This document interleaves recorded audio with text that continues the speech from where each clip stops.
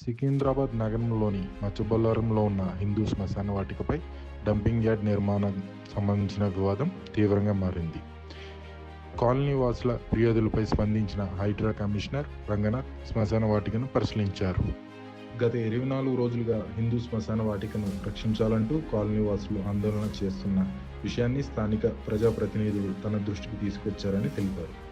స్థానికంగా ఉన్న ప్రజలకు డంపింగ్ యార్డ్ మూలంగా సమస్యలు తలెత్తుతున్నట్లు, వెంటనే డంపింగ్ యార్డ్ పనులను నిలిపివేయాలని తెలిపారు. హిందూ శ్మశాన వాటిక కోసం కేటాయించిన స్థలాన్ని కబ్జా చేస్తూ డంపింగ్ యార్డ్గా మార్చేందుకు ప్రయత్నించడం సరికాదని అన్నారు.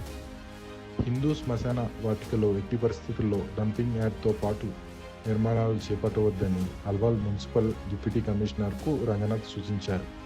డంపింగ్ యార్డ్ కోసం కేవలం 2 ఎకరాల స్థలాన్ని మాత్రమే కేటాయించారని, దాదాపు 5 ఎకరాల్లో డంపింగ్ చేయడం సమంజసం కాదని అన్నారు.